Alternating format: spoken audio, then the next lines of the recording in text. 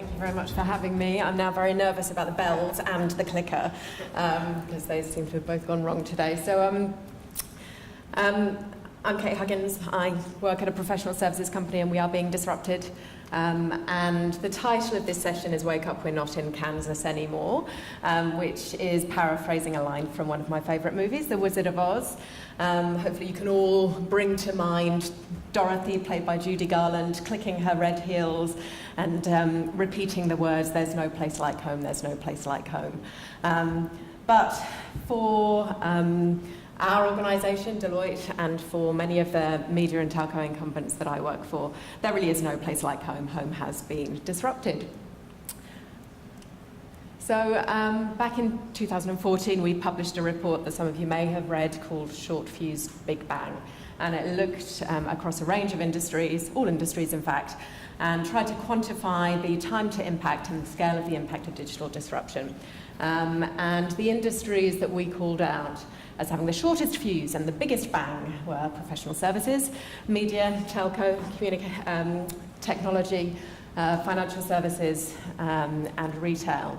And obviously we told them that it was pretty imperative to act immediately if they weren't already.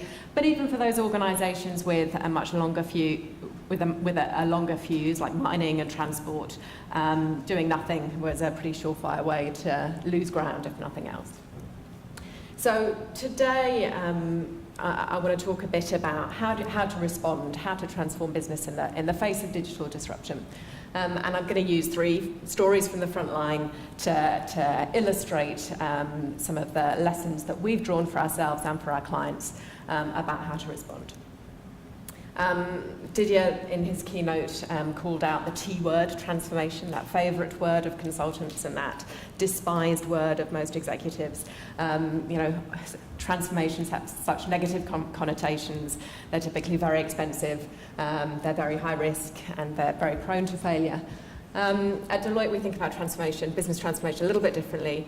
We think about it as a continuous evolution, and I'll kind of elaborate on that and what we mean by that in the 3 stories that follow. So the first story, a large incumbent media organisation, Google. So Google's search advertising revenues are reaching their peak. Google is becoming a cash cow, a very kind of fat and milky cow, but a cow nonetheless.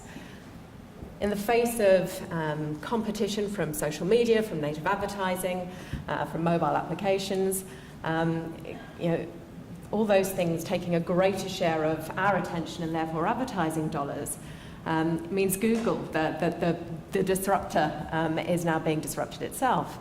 So, earlier this year, we released our annual media consumer survey, and one of the findings of that survey was that social media, advertising delivered through social media is on a par with unsponsored search in terms of influence, advertising influence on consumers.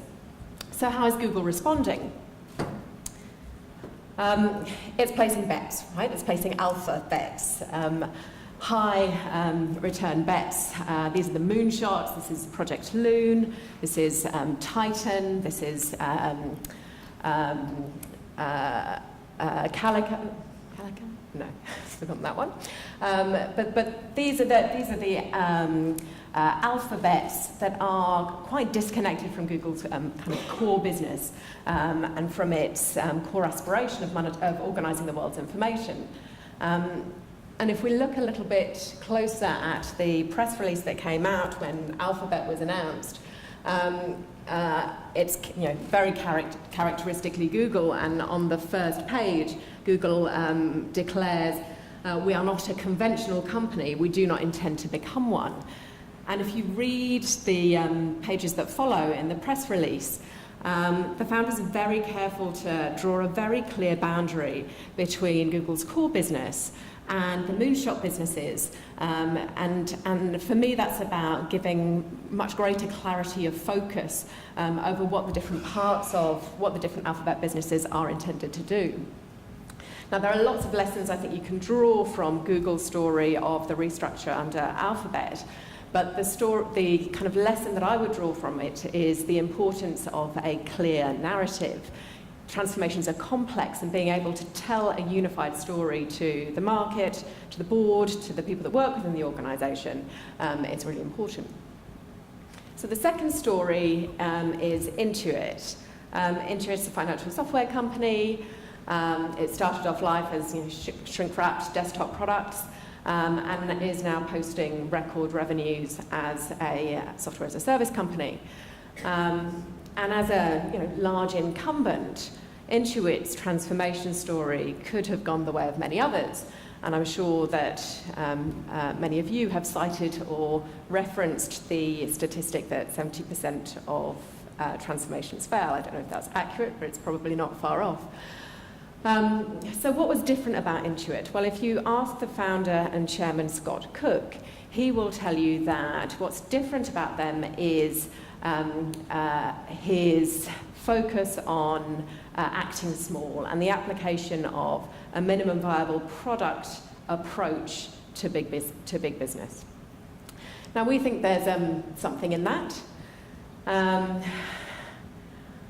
so the second lesson that I'll talk about a little bit more, but the second lesson I'd like to identify from Intuit's story is that the most impactful changes to business models of tomorrow will start off life as minimum viable transformations. Now, due credit here, we've learned a lot about this, what it is, from entrepreneurs, right? We've got a lot to thank Steve Blank and Eric Ries for. They showed us, right? They showed us that no business plan survives first contact with the customer. They taught us how to always be testing with customers, with users, and constantly iterating. And we think that approach to product development also applies to developing businesses. Business model construction is a pretty complicated thing, and there are lots of unknowns. And our view is quite simply that you can test for those unknowns, and that the process of iterative discovery is the way that you de-risk and accelerate business transformation. I won't go too much into this because then I will hear a bell. Okay, the third and final story then is Nokia, a 150-year-old Finnish telecommunications company. 150 years. Back to Didier's point, that's pretty good going. It's obviously best known for what it did in the 90s in terms of mobile device leadership. But if you look at the longer history, it really has been a serial transformer.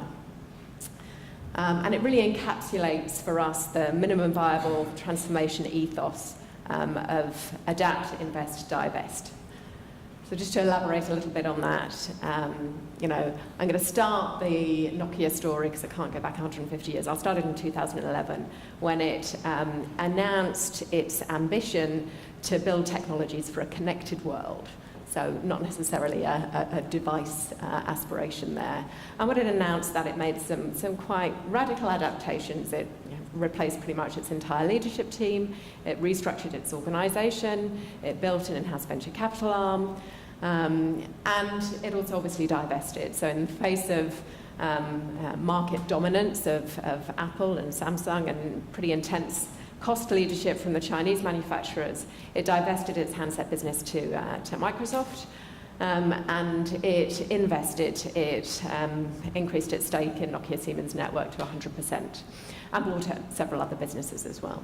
So adapt, invest, divest is Nokia's story, and the lesson I would draw from that is one of adaptation. So adaptation in nature takes many forms, right? Whether it's a behavior that helps us to escape from competitors faster, a protein in the body that operates better at body temperature, or whether it's a kind of anatomical feature that allows us to access a valuable resource in a superior way. And for us, businesses are the same. And so those organisations that are continuously critically evaluating their capabilities, changing and adapting those capabilities, either organically or investing in new ones or divesting ones that are non-strategic, are the ones that are going to continuously evolve to be able to generate sustainable value. So, in closing then, without a single bell, we would suggest that business transformation should be thought of not as a once and done exercise, but as a continuous evolution. And the 3 lessons: tell a simple narrative, take a minimum viable approach and always be testing, and thirdly, focus on adapt, invest, divest. And get comfortable with the fact that there's no place like home, and that's okay because Oz is pretty cool. Thank you.